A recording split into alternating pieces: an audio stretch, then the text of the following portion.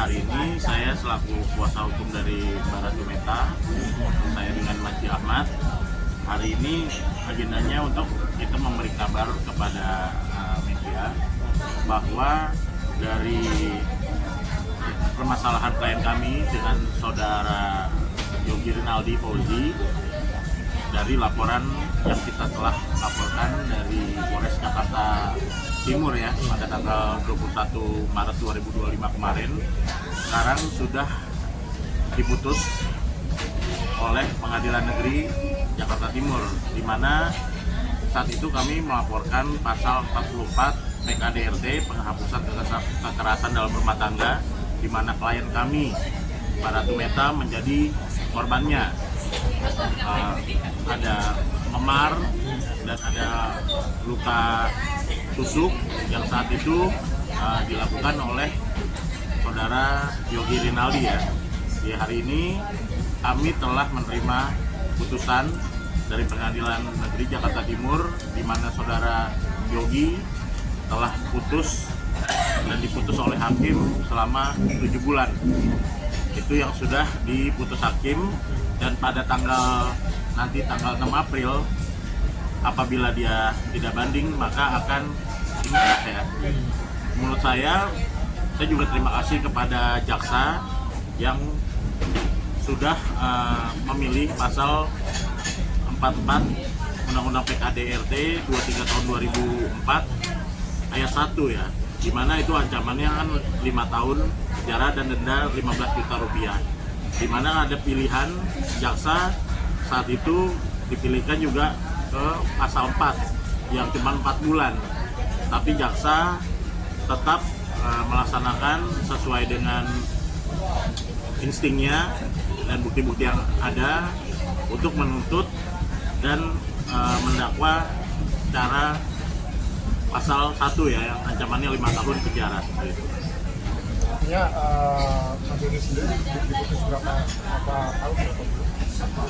Ya, menurut putusan oleh Hakim Pengadilan Negeri Jakarta Timur 7 bulan ya, 7 bulan.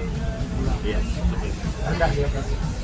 Kalau pertimbangan jaksa dan hakim yang saya lihat, saya berkomunikasi karena hakim saat itu melihat dari bukti-bukti memang ada, kita sebenarnya juga mengharapkan lebih ya, tapi hakim mempunyai pertimbangan lain, di mana memang saat itu klien kami melapor setelah sebulan, tapi dengan bukti-bukti yang ada, saya mengapresiasi juga bahwa jaksa tetap menuntut di pasal 1 Undang-Undang PKDRT ya, yang ancamannya 5 tahun.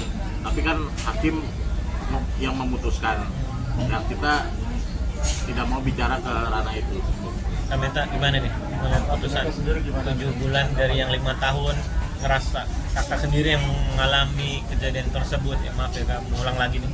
Ya sebetulnya itu ya hakim itu harus sikap ya kooperatif lah, maksudnya dengan kejadian seperti ini kan artinya dari semenjak kejadian saya dipukulin sama mantan suami saya kan awalnya kan baik-baik saja, dan akhirnya saya kan kena KDRT, akhirnya sekarang kan jalan putusan pengadilan agama pula kan masih berjalan, artinya kan udah mau cerai nih gitu. Dengan kejadian seperti ini kan nggak mungkin ada kalau kenapa saya bisa cerai, pasti ada sebab dan akibat kan kayak gitu. Nah dari sebab dan akibat ini kenapa itu terjadi pemukulan, kalau cuma cekcok biasa itu kan masalah dulu itu segala macam kurang uang itu udah biasa, tapi kalau terjadinya KDRT sama pemukulan darah itu sih udah di luar nalar ya, dan akhirnya saya memutuskan untuk cerai kan gitu. Nah ini kan harus benar-benar kita urus dari awal. Saya ngelaporin itu bukan 1 bulan, itu baru beberapa minggu ya, jangan 1 bulan, itu baru beberapa minggu, dan bekas luka masih ada, bekas luka masih ada, dan ada semua dokumentasi dari foto, video, itu kan saya dokumentasi terus tuh, story di Instagram tuh selalu posting seperti itu, apalagi di media TV dan lain sebagainya, kan ada terus beritanya gitu, bukannya tidak. Makanya setelah kita jalani seperti ini, kita maaf sampai detik ini berarti hampir berapa, 1 tahun ya Pak ya? Setahun. putusan ini sebetulnya ya kalau menurut saya ya kurang lah gitu loh, kurang banget. Cuman sih nggak ada artinya ya, apalagi anaknya sekarang dilantarin, dinafkahin nggak ada juga ya kan. Ya itu sih udah harusnya hakim dan jaksa tuh melihat di situ aja udah nggak ada niat baik, bukannya oh enggak saya di penjara gimana saya mau ngasih uang, sebelum di penjara juga dia harusnya bisa ngasih uang. Jangan cuma dia bilangnya di penjara, kan di penjara itu butuh proses ya kan, nggak langsung 1 bulan 2 bulan dia 3 bulan dia langsung masuk penjara. Ada waktu kok dia untuk masuk penjara, dan dia bukan tidak ada uang, ada uang tapi memang tidak ada niat seperti itu. Ya harusnya hakim harus kooperatif, harus tahu nih mana yang benar mana yang enggak. Tapi sekarang saya udah fasilita aja dengan keputusan seperti ini udah serah deh. Yang penting kedepannya anak-anak ya masih bagus. Cuma yang saya jaga adalah ketika nanti dia selesai dengan putusan, apalagi dia keluar dari masa tahanannya ya, jangan pernah ketemu dengan saya dan juga anak-anak. Bukan saya mau ngebatasin, tidak, tanggung jawab dulu yang terpenting, baru bisa ketemu sama anak-anak. Soalnya yang saya khawatirkan takut lagi terjadi yang udah Pak. Berarti nggak ada rencana banding ya dengan keputusan? Saya sih kayaknya nggak ada ya Pak ya. Dari awal sih nggak pernah banding. Karena saya pikir bukti sudah lengkap, saksi sudah ada, hasil jangan berpotensi dari hasil visum, sementara kita hasil dari rekam medis juga ada kok. Oh itu rumah sakit besar, bukan klinik, bukan puskesmas, itu rumah sakit besar, Brawijaya saat itu rumah sakit besar gitu loh. Rekam medisnya udah ada, bahkan dokternya pun bisa jadi saksi, bisa menjadi bersaksi kok, dari kepolisian jadi bersaksi, terus kemarin juga di pengadilan negeri juga bersaksi gitu kan. Jadi bukan bohong gitu. Kalau kata dia kan nggak ada pemukulan, nggak ada begini, nggak ada begitu, udah jelas media sosial di mana-mana itu udah banyak bukti-buktinya gitu. Harusnya bapak hakim, ibu hakim itu melihat banyak buktinya gitu. Kayak gitu. Bang, gimana? Sebagai tim lawyer lancaran cukup ya dibilang puas nggak puas ya itu kan yang hakim yang memutuskan, gimana Bang? Ya, saya sampaikan walaupun saya mengapresiasi juga dari jaksa memilih pasal 1 dan hakim, tetapi saya juga ya saya sampaikan juga dia berpendapat bahwa yaitu tadi alasan-alasannya kenapa tidak diputus tinggi.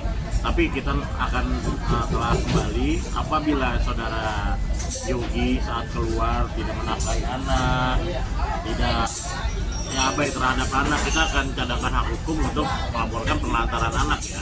Karena sampai sekarang klien saya tidak dinafkahi. Ini kan apalagi putusan MA yang terkait pengadilan agama perceraian kan belum putus ya. Kami juga mendesak kepada Mahkamah Agung harus cepat memutus perkara perceraian klien kami, karena kan kemarin dibanding, sekarang dalam tahap kasasi ya. Ini kan kasihan ini udah 3 bulan ya, kurang lebih 3 bulan putusan MA belum ada putusan gitu. Dari kasasi kemarin terakhir ya Pak?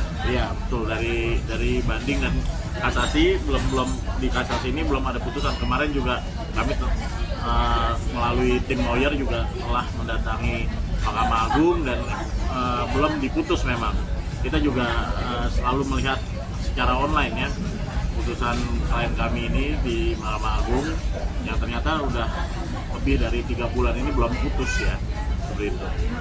Terus kemudian dari pihak praduga ataupun kuasa hukum, apakah akan ada laporan berikutnya yang akan didorong? Ya, mungkin bisa jadi, cuma untuk sekarang aja sebetulnya lelah dan ingin berkata kasar terhadap Yogi sebetulnya, ya kan? Alah, seperti saya, ini dong, udah hampir 1 tahun, oke lah untuk nafkah, maksudnya nggak tahu diri gitu loh. Gimana sih laki-laki? Nggak, itu bukan laki-laki. dia cuma kerjaannya banding. Apa gunanya banding? Dia banding nih di pengadilan agama dari 5 juta pengen 3 juta, banding lagi untuk ini nama katanya almarhum namanya begini, banding lagi, kita mah cuma diem. Iya. Apa ikutin aja?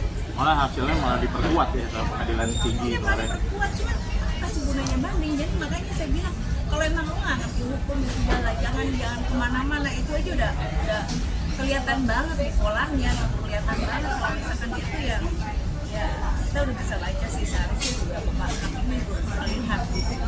Cuman jujur aja sih, dengan kalau misalkan pinggir si Iyong ini, itu tadi saya ingin berkata kasar.